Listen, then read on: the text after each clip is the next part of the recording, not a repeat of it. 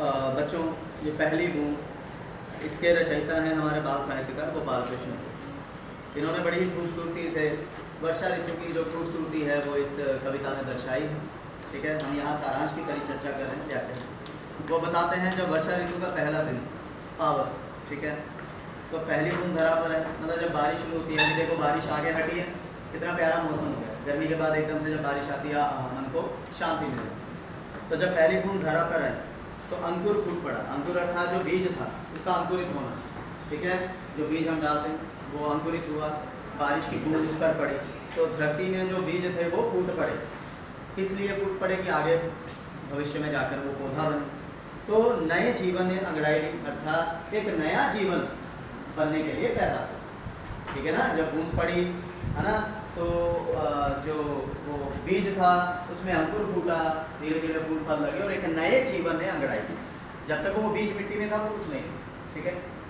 तो अब बारिश के कारण जो धरती के होंठ सूखे हुए थे, अधर होंठ, ठीक है, सूखे होंठों पर जब वो अमृत रूपी बूंद गिरी, ठीक है। आपने सुनना है बेटा, वीडियो तो बनती रहेगी, वो तो आपके लिए चलो काम आएगी।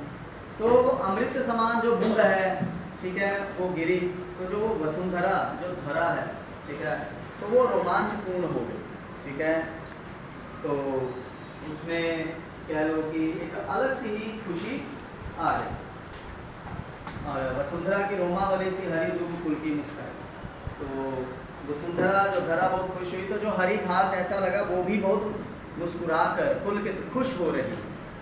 तो पहली बूंद धरा पर, तो जब वो पहली बूंद धरा पर आई तो उसे एक अलग ही रोमांच था। घर और धरा भी खुश थी, जीव जंतु भी खुश थी। आसमान में सागर उड़ रहा था। सागर मतलब वो जो पानी भाप बनकर बादल बनता है, तो आसमान में बादल उड़ रहे थे। ऐसा लग रहा था मानो बिजलियों के स्वर्णिम पर लगाकर, पंख लगा बिजलियों। और जब गर्जन हुआ, आमतौर पर तो जो ध्वनि होती है आसमान से वो बिजली की होती है, पर फिर भी हम क्या बोलते हैं, बादलों का गर्जन। तो वो जो उस समय बादलों का गर्जन हुआ वो ऐसा लगा जैसे नगाड़े बज रहे हैं, ठीक है। बादल धरती की करुणा, बजा नगाड़े जगा रहे हैं बादल धरती की करुणा। तो ऐसा लग रहा जैसे बादल गर्जन करके नगाड़े बजाकर धरती का जो यौवन है उसको निखार रहे हैं। बारिश होती है तो फूल पौधे उगते हैं ना, तो एक अलग सी रौनक बन जाती है। तो पहली बूंद धरा पर आने का एक अलग ही रोमांच था। तो अब जो ये आकाश है, आसमान है, वो नीले नयनों सा दिखाई दे रहा है, नीली आंखों जैसा आसमान दिखाई दे रहा है। और आंखों के ऊपर जो वो ये हमारी आई लैशेस, पुतलियाँ, काली पुतली से ये जल है और वो जो बादल हैं वो काली पुतली के समान लग रहे हैं। करुणा विगलित अश्रु बहा, और वो जो अब जब बादल देखते हैं कि धरा कितनी प्यासी है तो करुणा पूर्ण होकर दया भाव से भरकर वो आंसू बहा रहे हैं। आंसू मतलब बारिश, ताकि उनको सुकून मिले।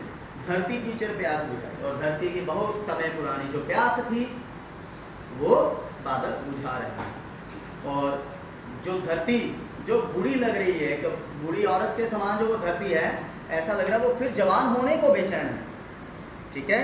शस्य श्यामला मतलब हरी भरी होने को फिर बेचैन, बनने को फिर से ललचाए। जैसे बड़े बुजुर्ग जब हम बच्चों के साथ खेलते हैं अपने से छोटी उम्र वाले, तो वो भी खेलना शुरू करते हैं, तो उनमें भी एक भाव आता है कि शायद हम फिर से जवान होंगे। उनका मन करता है, क्योंकि उम्र एक बार निकल जाती है वापस नहीं आती, पर मन तो करता है। तो जो पहली बूंद पर है, धरती पर है, तो एक अलग ही रौनक थी, एक अलग ही खूबसूरती। तो कुल मिलाकर यहाँ पर वर्षा ऋतु की जो खूबसूरती है बच्चों को बताई गई है। और ये एक क्या लो कि कवि जी की कल्पना है, अद्भुत तरीके से, है ना, बादलों को सागर बताना, है ना, बिजली के पंख लगाना, ये चीज़ें हैं जिसको